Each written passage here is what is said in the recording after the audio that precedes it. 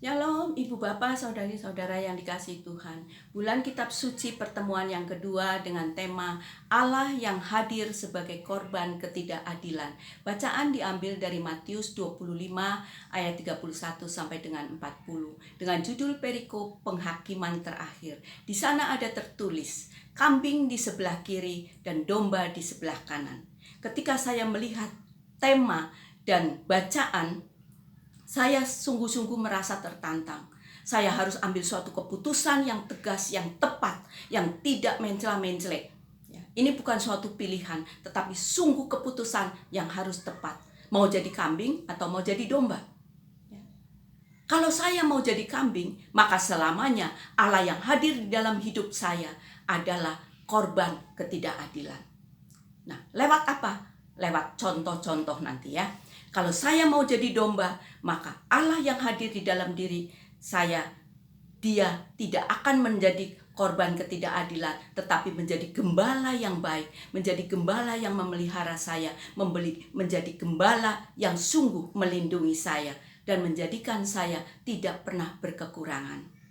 Contoh ketika saya menjadikan Dia sebagai korban ketidakadilan, seringkali kalau saya merenungkan, ada beberapa kali saya mendengar orang-orang mengatakan bahwa kalau boleh waktu diputar atau kalau boleh waktu mundur ke belakang, saya nggak kepengin itu dilahirkan kembali. Apalagi ada yang bilang, ya, kenapa sih saya kok lahir dari keluarga yang ini, keluarga yang miskin, kenapa nggak keluarga yang kaya, kenapa nggak keluarga yang saya lahir dari keluarga yang saya dilahirkan di luar negeri dan sebagainya dan sebagainya.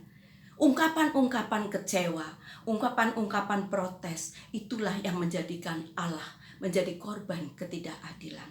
Bagaimana dengan contoh di dalam kitab suci? Kalau kita baca Ayub, Ayub itu adalah orang baik, orang yang saleh, orang yang diberkati Tuhan, anak-anaknya baik semua, ternaknya penuh sukacita juga, ternaknya gemuk-gemuk, dan sering mengadakan pesta ya, untuk orang miskin. Dia bersyukur, dia bisa bersyukur. Tapi ketika mengalami keterpurukan, mengalami sulit karena semuanya habis, Ayub tetap menjadi orang yang baik. Namun sampingnya, pendampingnya, apa yang dikatakannya di dalam Ayub 2 ayat 9? Istri Ayub mengatakan, masih bertekunkah engkau dalam kesalehanmu? Kutukilah Allahmu dan matilah. Jadi ketika mengalami masalah, mengalami cobaan, mengalami keterpurukan, si istri Ayub ini baru merasakan ada Allah. Ketika dia mengalami kedamaian dan sukacita, mana pernah dia nyebut-nyebut Allah. Tetapi ketika mengalami keterpurukan, dia mengatakan Allah yang tidak adil. Allah yang harus dikutuk. Sungguh, apakah kita mau jadi kambing? No, semua yang hadir di sini pasti mau jadi domba. Lalu bagaimana contoh untuk jadi domba yang baik? Jadi domba yang baik tentu seperti anak kecil, ya, yang polos, yang ikhlas, yang tulus. Ya. Pagi dimaki-maki, dimarah-marah, dibentak-bentak sama orang tuanya, ya, bahkan mungkin dipukul. Tapi gak lama lagi, dia terus aja nyender-nyender ke orang tuanya. Gak pernah ingin balas dendam. Tulus, ikhlas.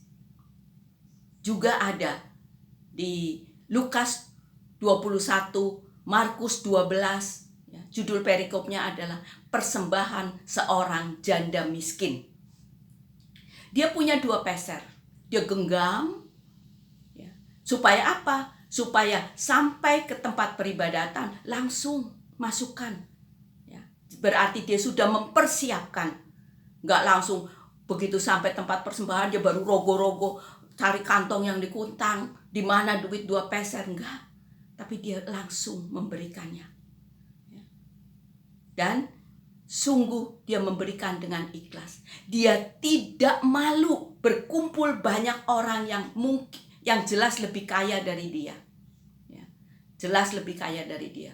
Dia melepaskan egonya, dia melepaskan keminderannya, dia datang fokus untuk Tuhan, memberikan persembahan apa yang dia punya. Dan apa yang terjadi?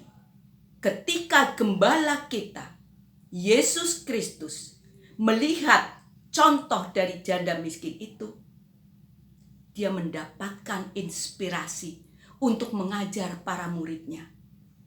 Para muridnya dipanggil. Lihat, sesungguhnya janda miskin itu memberi lebih banyak dari semua orang.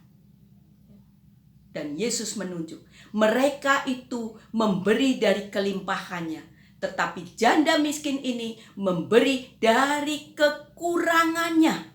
Semuanya dia berikan, bahkan seluruh nafkahnya.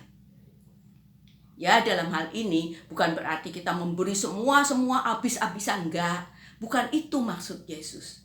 Tetapi sungguh fokus, memberi keseluruhannya, tanpa malu, tanpa gengsi, ya, tanpa melihat siapa yang hadir. Dia datang untuk memberikan persembahan yang tulus, ikhlas. Sehingga di dalam Roma 12 ayat 1 dikatakan, kalau kita mau mempersembahkan, ya, maka persembahkanlah tubuhmu, ya, tubuh yang hidup, persembahan yang kudus, persembahan yang berkenan kepada Allah. Maka itulah ibadahmu yang sejati.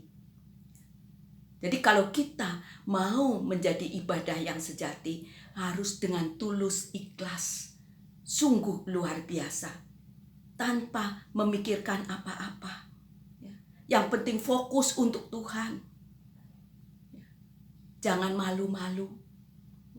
Jadi kita akan membangun niat mulai sekarang. Jelas mau menjadi domba yang tahu bersyukur, yang peduli, yang ikhlas, ya, yang sungguh-sungguh mau berfokus kepada Tuhan, gembala kita yang baik. Saya yakin dan percaya Anda semua juga diberkati Tuhan.